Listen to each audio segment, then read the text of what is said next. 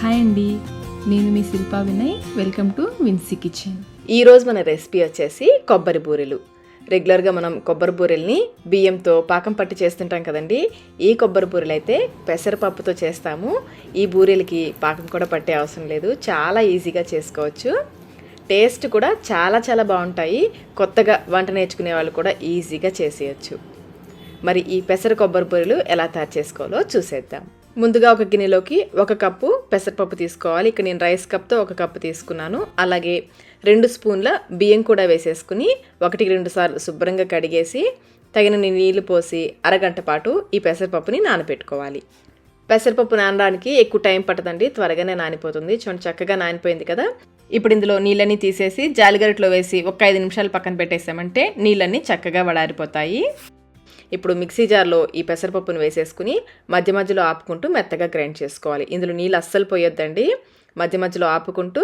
స్టార్టింగ్లో కొంచెం గట్టిగా అనిపిస్తుంది, గ్రైండ్ చేస్తూ ఉంటే మెత్తగా అయిపోతుంది. చూడండి, ఈ విధంగా వీలైనంత మెత్తగా గ్రైండ్ చేసుకుని ఇప్పుడు ఇందులో 1 కప్పు పంచదార. మనం పెసరపప్పు ఎంత తీసుకున్నామో పంచదార కూడా అంతే తీసుకోవాలి. స్వీట్ కొంచెం తక్కువ తినేవాళ్ళు 2 స్పూన్లు తగ్గించి వేసుకోండి.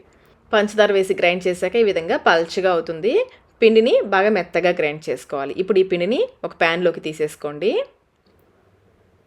మనం కొబ్బరి బూరెలు చేస్తున్నాం కదా, అందుకని 1 కప్పు పచ్చి కొబ్బరి తురుము వేసుకోవాలి. మనం పెసరపప్పు ఎంత తీసుకున్నామో అంతే కొబ్బరి తురుము కూడా తీసుకోవాలి. ఇప్పుడు ఫ్లేమ్ని మీడియంలో పెట్టేసి కలుపుకుంటూ ఇది బాగా దగ్గర పడేంత వరకు ఉడికించుకోవాలి. మనం పెసరపప్పు గ్రైండ్ చేసేటప్పుడు అస్సలు నీళ్ళు పోయకుండా గ్రైండ్ చేసుకున్నాం కదండి. అదే నీళ్లు పోసి గ్రైండ్ చేసామంటే ఈ మిశ్రమం మరీ పల్చగా ఉండి ఇది దగ్గర పడడానికి కొంచెం టైం ఎక్కువ పడుతుంది. మీకు గ్రైండ్ చేసేటప్పుడు ఇబ్బందిగా ఉంది, గ్రైండ్ చేయడం కష్టంగా ఉంది అనిపిస్తే 1 లేదా 2 స్పూన్లు నీళ్లు పోసి గ్రైండ్ చేసుకోవచ్చు. అడుగు పట్టుకోకుండా ఈ విధంగా కలుపుకుంటూ దగ్గరే ఉండి ఉడికించుకోవాలి. కొంచెం సేపటికి ఈ విధంగా దగ్గర పడుతుంది. ఇలా దగ్గర పడిన తర్వాత ఫ్లేమ్ని లోలో పెట్టేసుకొని ఇప్పుడు ఇందులో 1/2 టేబుల్ స్పూన్ నెయ్యి వేసుకోవాలి. ఫ్లేమ్ని హైలో కానీ మీడియంలో కానీ పెట్టకుండా లో ఫ్లేమ్లోనే కలుపుకుంటూ ఇది ప్యాన్ నుంచి సపరేట్ అయ్యేంత వరకు ఉడికించుకోవాలి.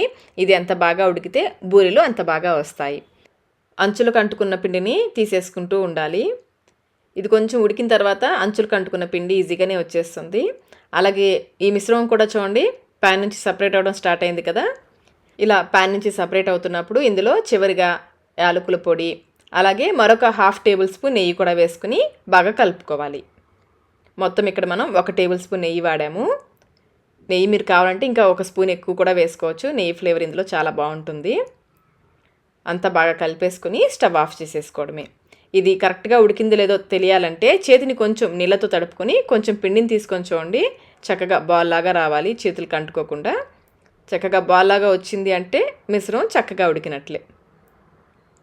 ఇలా ఉడికించుకొని స్టవ్ ఆఫ్ చేసేసి దీన్ని పక్కకి తీసేసుకుని ఈ విధంగా పిండిని ప్యాన్ అంతా స్ప్రెడ్ చేసుకోవాలి. ఇలా స్ప్రెడ్ చేసేసి దీన్ని పూర్తిగా చల్లారనివ్వాలి. ఇది పూర్తిగా చల్లారిన తర్వాత అంతా ఒక దగ్గరగా చేసేసుకోండి. చేతులకు అంటుకోకుండా కొంచెం నెయ్యి రాసుకోండి. అంతేనండి, బూరెలకి పిండి రెడీ అయిపోయింది. ఇలా కలిపేసుకొని కొంచెం కొంచెం పిండిని తీసుకుంటూ బాల్స్ లాగా చేసుకోవాలి. మనం తీసుకున్న ఈ కొలతకి 15-16 వరకు బూరెలు వస్తాయి. చేతికి కొంచెం నెయ్యి రాసుకుంటే చేతికి అంటుకోకుండా ఉంటుంది. ఈ సైజ్ బాల్స్ లాగా చేసుకుని పక్కన పెట్టేసుకోండి. ఆయిల్ ప్యాకెట్ కానీ లేదా బటర్ పేపర్ కానీ తీసుకుని కొంచెం నెయ్యితో గ్రీస్ చేసుకుని ఈ ఒక్కొక్క పిండి ముద్దని పెట్టేసుకుని చేతికి కొంచెం నెయ్యి రాసుకుని స్ప్రెడ్ చేసుకోవాలి. మరీ పల్చగా కాకుండా మరీ లావుగా కాకుండా స్ప్రెడ్ చేసుకోవాలి. మరొక పక్కన డీప్ ఫ్రైకి సరిపడా నూనెని పెట్టి మీడియం ఫ్లేమ్లో కాగనివ్వండి. చూడండి, ఈ మందం ఉండేలాగా ఒత్తుకోవాలి. ఇలా కొన్ని ఒత్తేసి పక్కన పెట్టేసుకోండి. ఈలోపు నూనె కూడా కాగుంటుంది.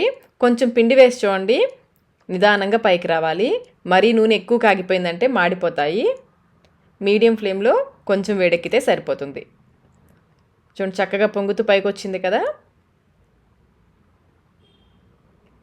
ఇలా కాగాలి, లేదంటే మనం బూరె వేసిన వెంటనే మాడిపోతుంది.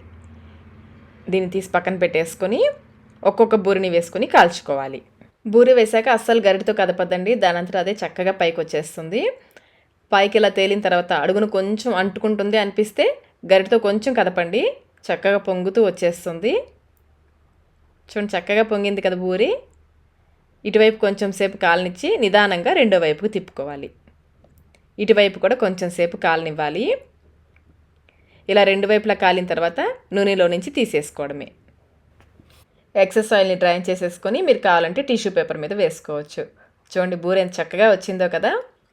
ఇదే విధంగా మిగిలిన బూరెలన్నీ కాల్చుకోవాలి. ఆయిల్కి సరిపడా వేసుకొని కాల్చుకోవచ్చండి. ముందు వేసింది పైకి వచ్చాక అప్పుడు మరొకటి వేసుకోవాలి.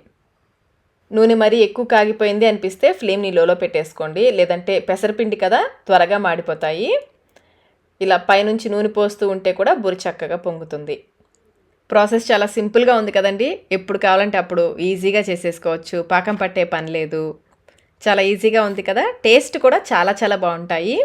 మధ్య మధ్యలో కొబ్బరి తగులుతూ టేస్ట్ అయితే చాలా బాగుంటాయండి. వేడివేడిగా తింటే పైన క్రిస్పీగా లోపల సాఫ్ట్గా చాలా బాగుంటాయి. చల్లారిన తర్వాత మామూలు మన కొబ్బరి బూరెలాగానే కొంచెం సాఫ్ట్గా ఉంటాయి. మరి ఇంకెందుకు ఆలస్యం, మీరు కూడా ఈ కొబ్బరి బూరెలను ఒకసారి తప్పకుండా ట్రై చేయండి. ట్రై చేసి మీకు టేస్ట్ ఎలా అనిపించిందో మాకు కమెంట్ రూపంలో తెలియచేయండి. ఈ వీడియో మీకు నచ్చినట్లయితే లైక్ చేయండి. మీ ఫ్రెండ్స్కి ఫ్యామిలీ మెంబర్స్కి షేర్ చేయండి. Thank you.